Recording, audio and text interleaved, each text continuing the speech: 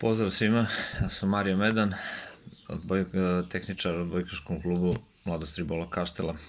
Dolazim iz Srbije i pre dolaska u Kaštele znao sam dosta toga o klubu i o Hrvatskoj kao zemlji, jer sam nastupao već u nekim hrvatskim klubovima i igrao sam protiv odbojkaškog kluba Mladost Ribola Kaštela, tako da sam bio već upućen u recimo organizaciju kluba i način na koji klub funkcioniše. Kaštele su mi se svidele zbog neke svoje mirnoće, kako bih ja to voleo da kažem, i nekog laganog načina života koji se neguje u Dalmaciji. To me najviše oduševilo i prvo što mi je zapalo za oko. Sa kolegama na treningu i sa igračima mislim da sam uspostavio jako dobru komunikaciju, iako sa nekima se prvi put susrećem. Sa trenerom Rančićem sam već imao neko kontakte još ranije dok je on bio igrač aktivan, jer smo igrali jedan protiv drugog, tako da mislim da je saradnja bila više nego dobra na terenu. Što se tiče kluba samog, moram da kažem da je klub izuzetno profesionalan.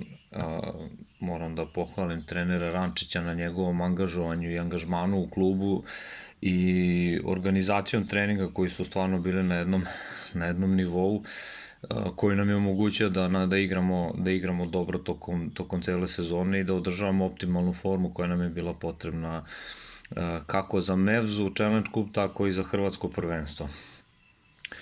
Utakmice kući su bile fenomenalne.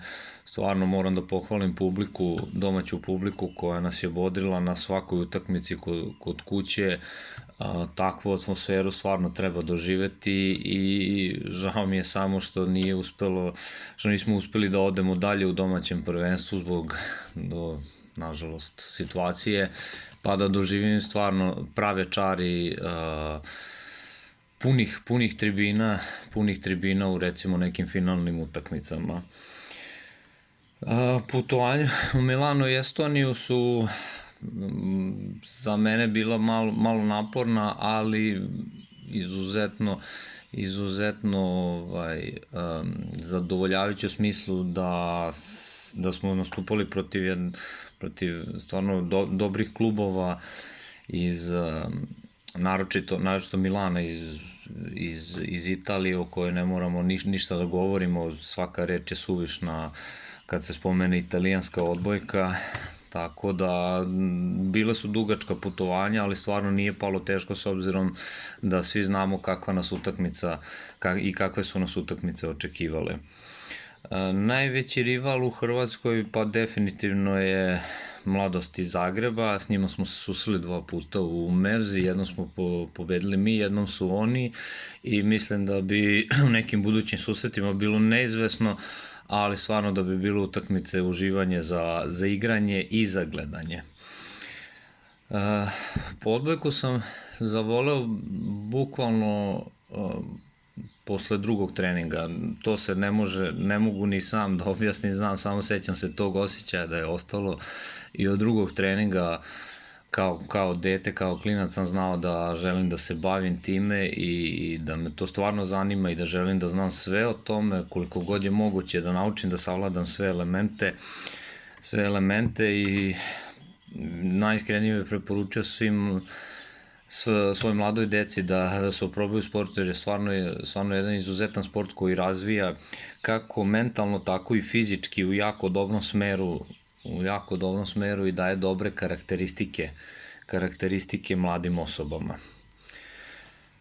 Sport je u životu važan zbog različitih stvari. Prvo, zbog samog bavljanja fizičkom aktivnošću, zatim mentalnom i socijalnom koja bavljanje sportom pruža. Znači, ta neka socijalizacija, mentalna stabilnost, psihička stabilnost, zadovoljstvo koje pruža i po meni to su jako bitni razlozi za bavljanje sportom, da se čovjek razvija i mlada osoba da se razvija u svim tim segmentima.